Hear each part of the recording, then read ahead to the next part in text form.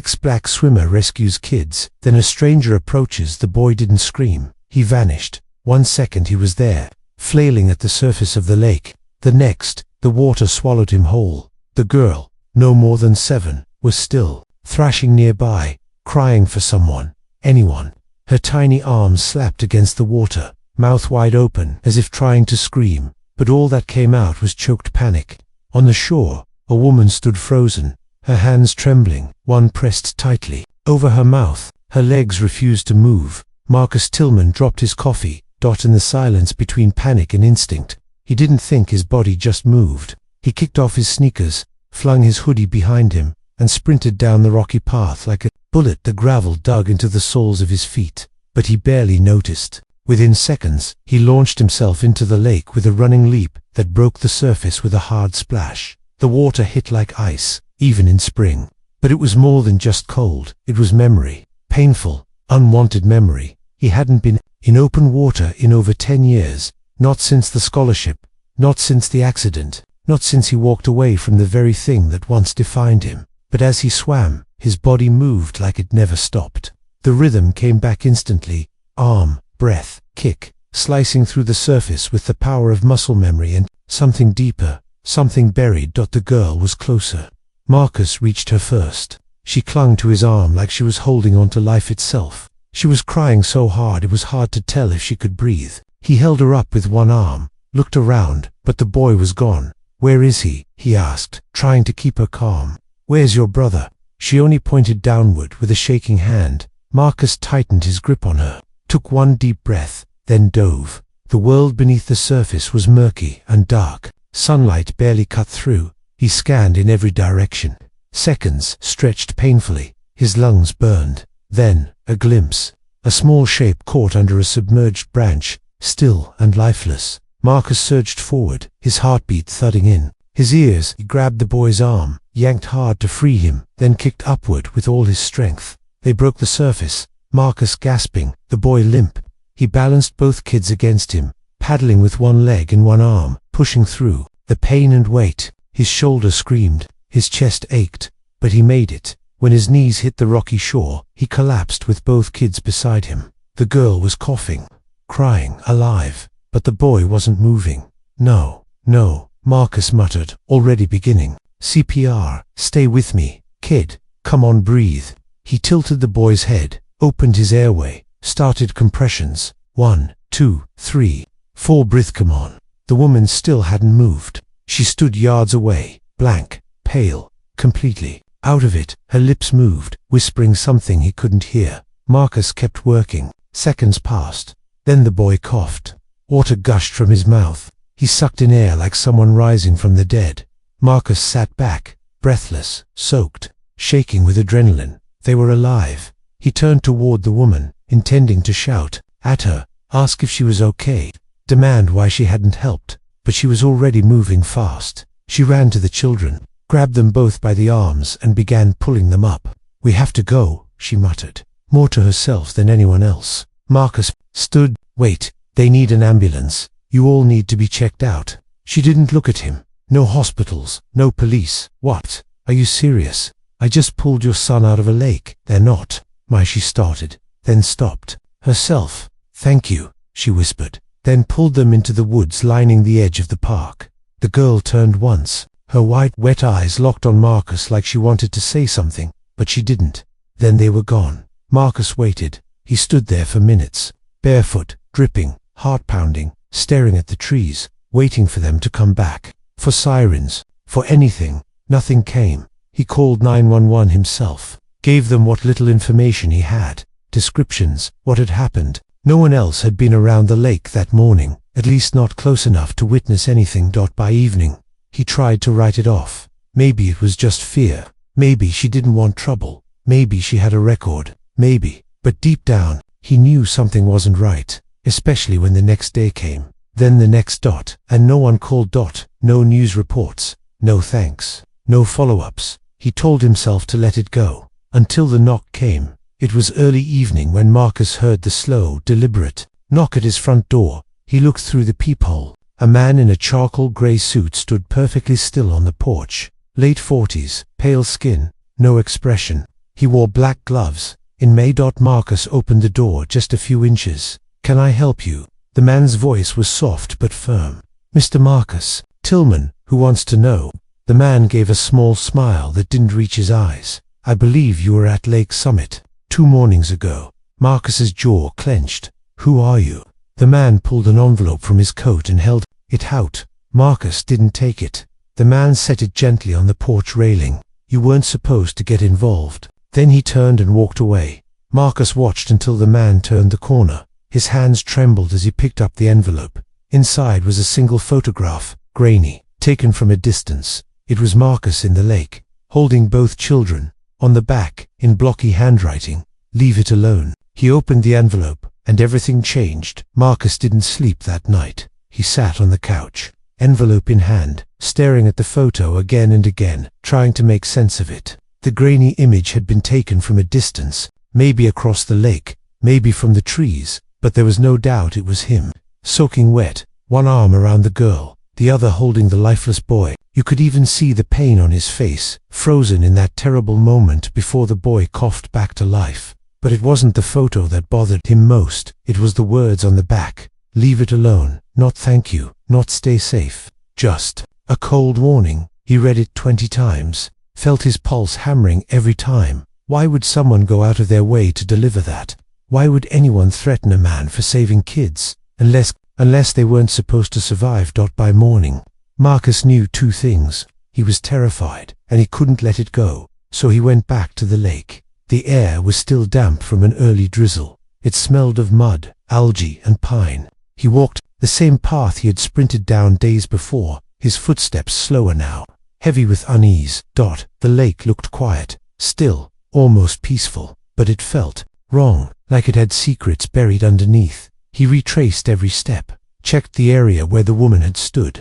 There were footprints, faint but present, heading back toward the forest trail. He followed them. It wasn't much of a path, just a thin trail between brush and trees. A few candy wrappers, a juice box, something pink and sparkly, a child's hair tie maybe, caught in a bush. They'd gone this way, no doubt. He followed for about 15 minutes, deeper into the woods, until he found something that stopped him cold. A white van parked behind a cluster of trees, half covered in a tarp and branches, hidden but not well. He stayed back, watched, listened. No sound. He crept closer. No plates on the van. The windows were tinted dark. One of the back doors was slightly ajar. He pulled it open. Inside was a large black crate, a pair of zip ties on the floor, a used juice box, a child's sock. Marcus backed away, heart pounding. This wasn't a family car. This was a holding cell, or a transport van. Suddenly, a twig snapped behind him. He turned fast, but no one was there. Still, he didn't wait to find out. He ran, back the way he came. That evening, Marcus sat at his kitchen table, trying to steady his hands. He hadn't told anyone. He didn't know who to trust. And the warning in the envelope echoed louder than ever. He'd almost called the cops twice. But something stopped him. It wasn't just fear. It was something deeper. Guilt, confusion, a gut instinct telling him this went beyond a rescue, beyond just 2 kids. He couldn't prove it, but he felt it. Those children weren't just lost, they were taken. And now, someone knew he was digging. Later that night, he was making tea when he noticed something odd on his porch. A folded piece of paper wedged in the corner by the door. He opened it slowly, expecting another warning, but this one said something different. She didn't want to run. She had to. No name, no explanation, just that dot, and underneath it, a small bracelet, the one the little girl had worn on her wrist. Marcus sat down hard, the paper and bracelet trembling in his hand. Someone was watching him. Someone wanted him to know something. Someone might need help. He couldn't take it anymore. The next morning he drove to a local diner outside town, quiet, old-fashioned, the kind of place no one asked questions. He met his cousin Jaden there, a former cop turned private investigator, now running background checks and tracking cheating spouses for money. Jaden owed Marcus his life, and Marcus knew this was the only person he could turn to. He slid the photo and notes across the table. Jaden's eyes narrowed as he read. "Damn," he muttered. "You weren't kidding. I think those kids were being trafficked," Marcus said, "and I think I ruined somebody's plan." Jaden leaned back, rubbed his jaw. This ain't small-time stuff. Vans, threats, surveillance. Someone's got money behind this. Can you help me find them?" Jaden didn't answer right away. He looked out the window, thoughtful. Then he reached into his bag and pulled out a small recording device. He turned it on. "Start from the beginning," he said. "Every detail. Don't leave anything out." Later, that night, Jaden sent a text. "That van stolen 2 weeks ago from Illinois. Same model was reported near to other abduction attempts in Tennessee. I think you're right, Marcus. These weren't just 2 kids." Marcus didn't sleep again, not because he was scared now, but because, for the first time in a long time, he had a purpose. 3 days after the rescue, someone knocked at his door again. Not the man in the suit this time. A girl, maybe 16, skinny hooded sweatshirt, ripped jeans, nervous hands. She didn't look up at first, but when she did, Marcus froze, because her eyes were exactly like the little girl from the lake, only older. "I need your help," she whispered, then glanced over her shoulder, added, "They know you talked." She told him the kids weren't supposed to live. She was shaking. The teenage girl stood on Marcus's porch, soaked from the rain, hoodie clinging to her thin frame. She looked too young to be alone, but too old to be innocent. And her eyes, they told a story. Her lips hadn't even touched yet. "I need your help," she whispered again. Then she looked over her shoulder. "They know you talked." Marcus's gut twisted. "Come inside," he said quickly, stepping aside. "Hurry." She slipped in, dripping water on the wooden floor, arms wrapped tight around herself. He locked the door behind her, then pulled the blinds. "Sit," he said, gesturing to the couch. She did, but only on the edge, ready to run if needed. Marcus handed her a towel. She didn't take it. He crouched in front of her. "What's your name?" She hesitated. Then, "Lena, you're related to those kids from the lake." A pause. Then she nodded slowly. "I'm their sister." "Half-sister," Marcus swallowed. "Where are they now?" Lena's voice cracked. "Gone. I don't know where. They moved them a lot. I only got out because I ran during a switch." "A switch?" Lena nodded, eyes filling. "They trade kids. Different vans, different drivers. They never stay in one place too long. But those 2 Kinney and Maya, they were supposed to be taken out of state." "Taken for what?" Marcus already knew, but he needed to hear it. "Trafficking," she said softly. "Mostly to wealthy men, some overseas." Marcus stood, heart pounding. "Jesus." Lena wiped her face with her sleeve. "You messed up their plan. They were already paid for. When you saved them, someone lost money. That's why they're watching you. I wasn't trying to get involved in anything. I just saw 2 kids drowning, and you did the right thing," she interrupted. "But you got seen, and now they think you're a threat." Marcus ran a hand over his face. "Why are you telling me this? Why come to me?" "Because," she said, finally looking him dead in the eyes, "you're the first person who actually saved someone. The rest of us, we're just trying to survive. We don't fight back. We can't, but you did." She reached into her hoodie and pulled out something tightly wrapped in a plastic bag, a small black USB drive. "I stole this," she said. "It's everything I could gather. Photos, notes, driver names, fake documents, even a few videos." Marcus took it, his hands shaking. "How many kids?" "At least 12. That I know of," she said. "Most are under 10. They keep them quiet, drug them sometimes." He felt sick. "They use lakes and rivers as drop spots," she continued. "No cameras, no witnesses. They plan everything like clockwork. If someone sees something, it gets cleaned up." Marcus sank into the armchair, overwhelmed. 12 kids, maybe more, and no one was looking for them. No one but a runaway teenager and a man who just wanted a quiet life. He called Jaden. They met an hour later at Jaden's small, windowless office above a pawn shop. Lena came too, but stayed hidden in the backseat during the ride. Hoodie pulled low. She didn't trust anyone but Marcus. Jaden plugged in the USB. His expression darkened with every click. "Damn," he muttered. "She's not lying. These names, I recognize some of them. One of these IDs belongs to a real estate developer. A big one, lives upstate, owns 5 properties, all cash deals. You think they're connected? I'd bet on it," Jaden said. "And this guy's been donating to local law enforcement for years. So if we go to the police, they'll bury it," Jaden said flatly. Lena spoke for the first time since arriving. "There's one person you can trust. Her name's Detective Nia Graves. used to investigate trafficking rings before they shut her unit down. She helped me once, before they pulled me back. Jaden looked at Marcus. You trust her? I trust Lena, Marcus said. They met Detective Graves the next morning, in secret, in an abandoned church near the edge of town. She was tall, black, in her early 40s, with piercing eyes and a presence that demanded attention. When she saw Lena, something flickered in her face, not surprise, but pain, recognition. You made it out, she whispered. I thought they tried, Lena said. He saved the others. Naya looked at Marcus. You're the swimmer. He nodded. Lena handed her the USB. Naya slid it into a laptop, scanning the files fast, her jaw clenched. This is enough for a warrant, maybe more, but we have to move fast, Lena said. They change everything once they know you're onto them. Where would they go? Marcus asked. Do you know the next drop point? Lena hesitated. Then, there's a house, near Black Ridge. They call it the farm. I only went there once, but it's where they take kids before they're shipped.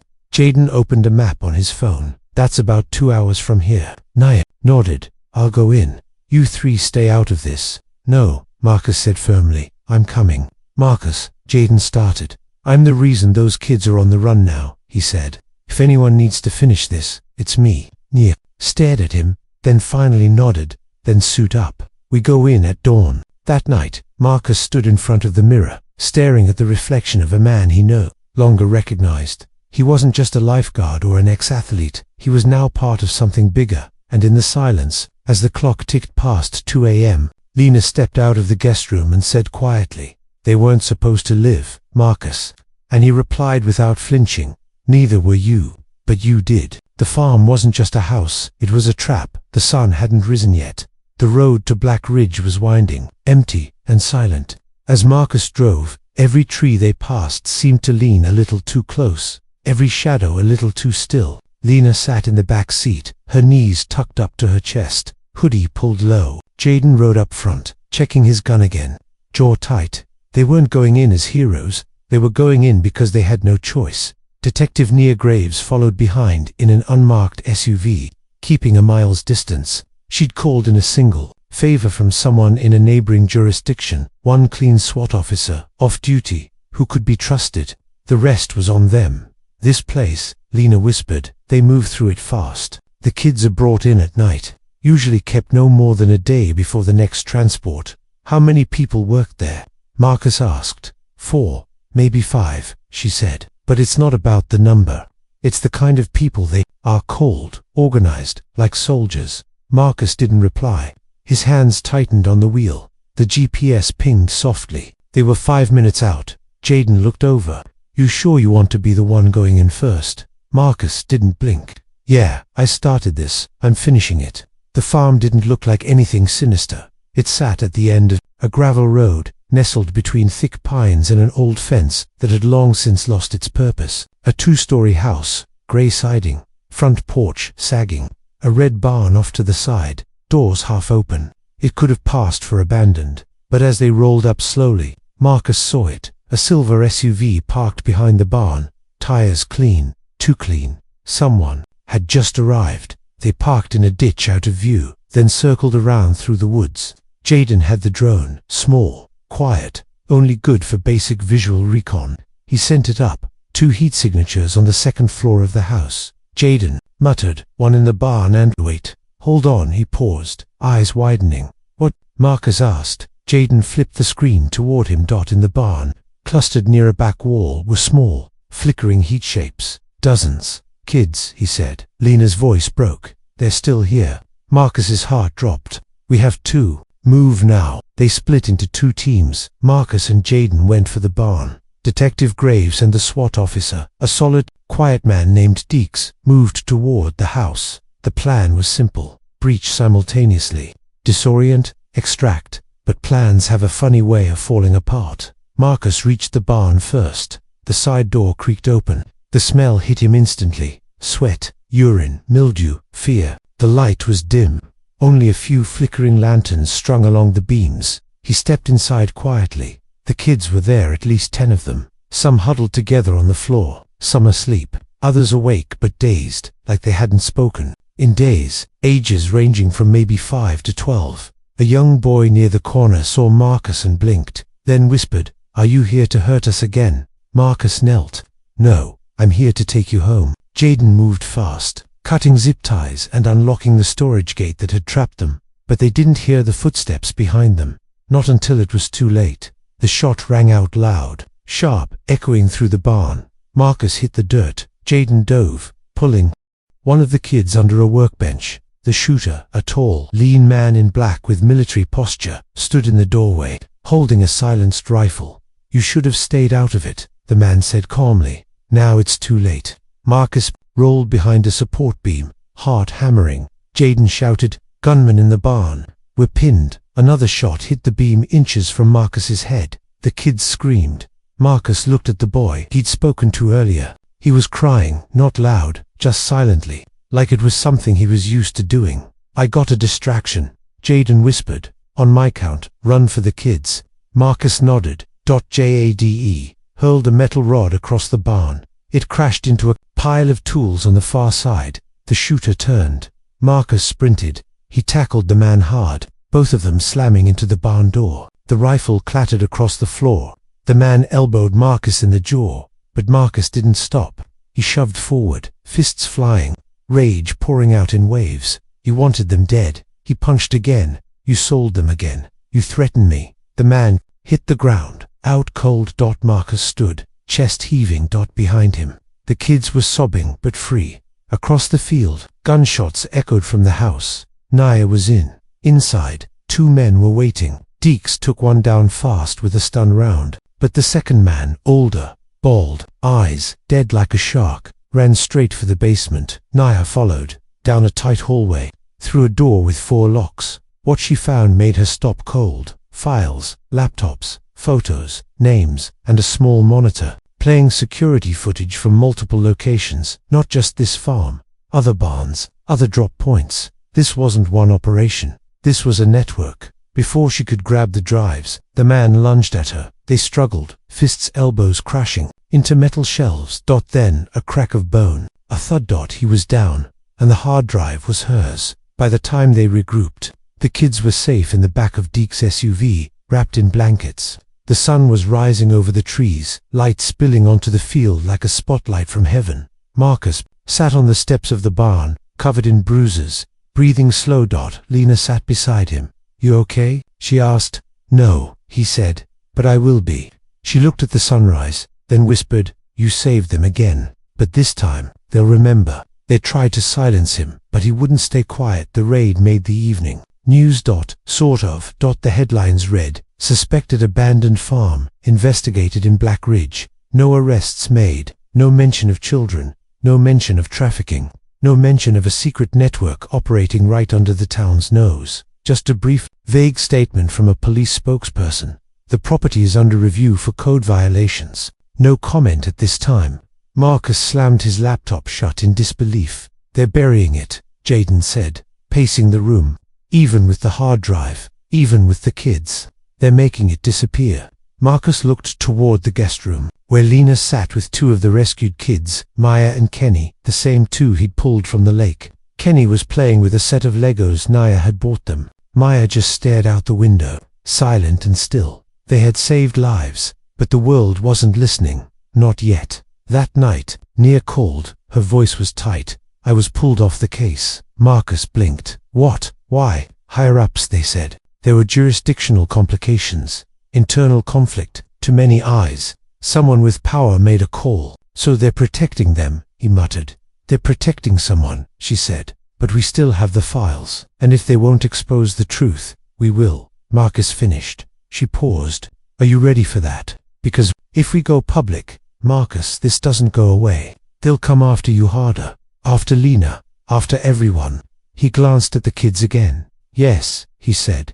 "We're ready." The next morning, Marcus met with a freelance journalist named Paige Carter, an old classmate of Jay, now running an underground blog that specialized in exposing corruption. She didn't flinch when they showed her the files. She just said, "I'll need 3 days, then I'll post everything." Marcus nodded. He thought the hardest part was over. He was wrong. 2 days later, someone tried to burn his house down. It started just after midnight, a small explosion outside, then smoke, then flames licking up the siding by the back door. The smell of gasoline was unmistakable. Marcus woke to Lena screaming, "Fire!" He shot out of bed, grabbed the fire extinguisher, and fought the blaze while Jaden got the kids out through the front door. By the time the fire department arrived, the damage was minor but deliberate, no doubt about it. This was a message. They weren't backing off. "They're watching us," Lena said later that night, "like they watched all the others, waiting for you to give up, waiting for you to get scared." Marcus looked at her, this girl who had survived hell and still stood strong. "I used to swim away from things," he said quietly. "That's what I did. Swim harder, get away faster." He looked at his burned back door, but not anymore. Paige released the story the next day. Inside a child trafficking ring hidden in plain sight, the hero who risked everything to expose it. It included surveillance photos, documents from the drive, the recorded interview with Lena, testimonies from 2 other victims Nia helped bring forward, and it named names, not all, but enough. Marcus's face was on the front page of her blog. He expected backlash, but he didn't expect what came next. Thousands of people began sharing the article. Victims from other states came forward with similar stories. Parents of missing kids reached out, begging for help, and by sunset, CNN, BBC, and The Guardian had picked it up. The story had gone viral, and suddenly, the silence broke. Within 48 hours, the FBI launched a formal investigation. Within 72 hours, the mayor of Black Ridge resigned, citing health issues. And within the week, 3 arrests were made, including the man in the gray suit who had left that first envelope on Marcus's porch. Jaden smirked when he saw his photo on the news. Guess he wasn't so untouchable after all. But Marcus wasn't celebrating, because it wasn't over. One night, as the kids slept and Jaden was making dinner, Lena stood beside Marcus on the back porch. "There's something I never told you," she said. Marcus looked at her, surprised. "What?" "That day at the lake, when you saved Kenny and Maya. It wasn't an accident." He frowned. "What do you mean?" "I pushed them in." Silence. She looked down, ashamed. "I was trying to save them. I knew the transport was coming. I knew once they left, I'd never see them again. So I panicked. I thought if someone saw them drowning, maybe someone would care." Marcus took a breath, trying to process it. "You risked their lives to save them." "I didn't know what else to do," she whispered. "But you came, and you did what no one else ever did." She looked up, tears in her eyes. "You jumped in." Marcus didn't speak right away. Then he nodded slowly. "I guess we both jumped from the lake to the light." What he did changed everything 6 months later. The lake was quiet again. The water shimmered under a pale morning sun, birds swooping low across its surface. A breeze whispered through the pines, carrying with it the sounds of distant laughter, children laughing. Marcus stood at the shoreline, hands in his jacket pockets, the same spot where everything had started. The rescue, the envelope, the stranger's knock, the truth. Behind him, dozens of people had gathered. Neighbors, volunteers, teachers, survivors, detectives. A new bench had just been installed near the edge of the water, polished and solid, with a plaque that read, "In honor of the brave who jump into the storm, not away from it." He turned to look at the gathering dot. Lena was there, not in a hoodie anymore, but in a clean dress, her hair braided, her posture strong. She stood next to Maya and Kenny, both of whom now lived in a foster home with a retired school teacher who adored them. Lena visited them every week and was about to start her GED classes in the fall. Jaden was talking to Nia Graves, both of them in suits. They were now working together, quietly, unofficially, to investigate other trafficking leads across the state. After the article exploded, dozens of new tips came in. Many were real. Some led to more rescues. Others were still being unraveled. The network they had stumbled into had been operating for over a decade, but it wasn't a network anymore. Now it was a cracked system, bleeding and falling apart because of a man who just wanted a peaceful morning by a lake. Marcus had been offered a medal. Twice, he turned both down. Instead, he requested something else: funding for a new community center, one focused on outreach, support for victims of abuse, and education about trafficking awareness. He called it the Ripple House. Because sometimes he believed all it took was one ripple in the water to change the current. As the ceremony ended, Lena walked over to him, slipping her hand into his. No, they still talk about you online like you're some kind of superhero, she said with a small smile. Marcus laughed softly. Yeah, well, I never learned to fly. You didn't need to, she said. You swam. They stood together in silence for a while, just listening to the wind and the sound of kids playing tag behind them. Then Lena asked, "Do you ever think about what would have happened if you hadn't been there that day?" Marcus nodded. Every day. And what if no one believed us? What if no one listened? He looked at her. Then we'd keep screaming until they did. She smiled, a real one, wide and filled with something he hadn't seen in her for months. Peace. I'm gonna speak at schools, she said. Tell them what happened. Teach them what to look for, what to run from. Marcus felt something warm move through his chest. Pride, maybe, or hope. Good, he said. The world needs to hear it from someone who lived it. Later that evening, back at his house, the one they tried to burn, Marcus opened a letter from a woman in Oregon. Her daughter had been missing for 2 years. She wrote that after seeing his story online. She submitted a DNA sample to a hotline listed on Paige Carter's blog. The girl had been found in a home in Nevada. She was alive. The letter ended with a single line. Thank you for not walking away. Marcus sat there for a long time, the letter in one hand, an old photo in the other, the grainy one from the envelope, all those months ago. The warning written on the back was faded now, smudged. Leave it alone. He shook his head. No, he whispered. We didn't. That weekend, Marcus went back to the pool, the one he hadn't set foot in for over a decade. He stepped into the water slowly, feeling the weight of old memories, old pain, old shame, then letting them go. With each stroke he swam alone for nearly an hour, not to escape, not to forget, but to remember who he was, who he'd become, not just a swimmer, not just a survivor, but a man who stopped running.